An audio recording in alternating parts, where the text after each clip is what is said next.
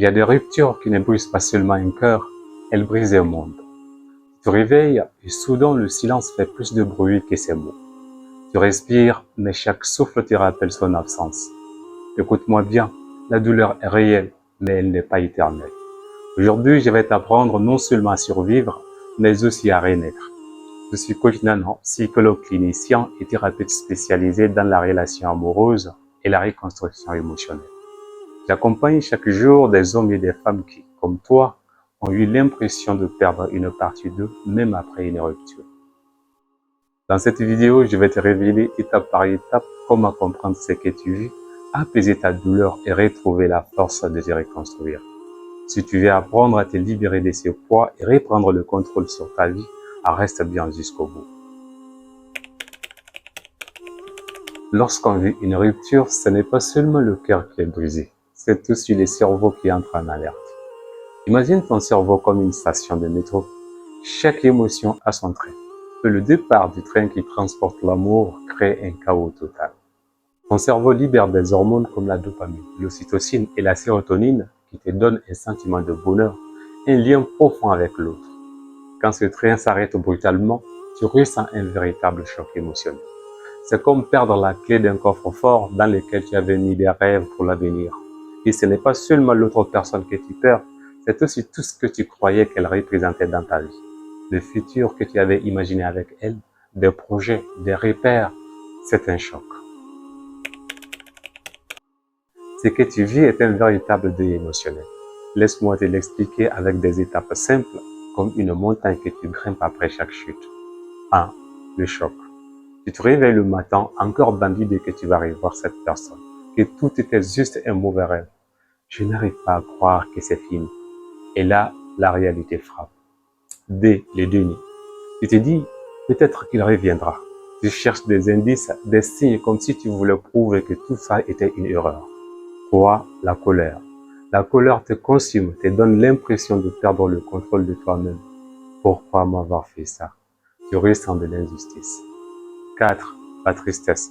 Tu te sens complètement vidé comme une mer calme mais vide d'essence. Les larmes, la fatigue, l'impression de ne plus rien valoir. 5. L'acceptation. Enfin, tu vois un petit rayon de lumière. Tu acceptes que tu mérites mieux. Ce n'est pas la fin, c'est juste un virage à prendre pour une nouvelle vie. Ces étapes ne sont pas linéaires. Tu peux passer de l'une à l'autre et revenir en arrière. Quand on souffre, on veut remplir ce vide à tout prix, comme si on voulait recoller les morceaux avec du scotch. Mais certaines choses ne se réparent pas aussi facilement. Parmi ces erreurs, reprendre contact trop tôt pour apaiser la douleur. C'est comme arroser une plante malade sans la soigner d'abord. Espionner l'ex sur les réseaux sociaux. C'est comme remettre un pansement sur une plaie ouverte, ça ne guérit pas. Se précipiter dans une nouvelle relation. Tu cherches juste un pansement pour ton cœur, mais tu n'as pas encore soigné la plaie. C'est ici que tu vas comprendre que ta reconstruction est bien plus importante que de faire disparaître la douleur. C'est un vrai chantier, comme un architecte qui redessine un bâtiment après une tempête. 1. Exprime ce que tu ressens. Écris une lettre à ton ex que tu ne lui enverras jamais. L'idée ici, c'est de libérer ta colère et ta douleur comme une purge émotionnelle. 2. Entoure-toi de personnes bienveillantes. Il est essentiel de reconstruire ton cercle social, de t'entourer de personnes positives. Tu n'as pas à traverser ça seul. 3. Crée une routine, même simple. Manger à l'heure fixe. Fixe des petites actions quotidiennes comme un rendez-vous avec toi-même chaque matin pour te recentrer. Sortir, marcher, t'occuper de ton espace. Et enfin, reconnecte-toi à toi-même. Pose-toi chaque jour cette question. Qu'est-ce que je peux faire aujourd'hui pour moi-même? Et je te propose un petit exercice. Chaque matin, note 3 choses pour lesquelles tu es reconnaissante. Ça peut être simple. Un rayon de soleil, un bon café, un message d'un ami. Petit à petit, ton cerveau va se réhabituer au positif.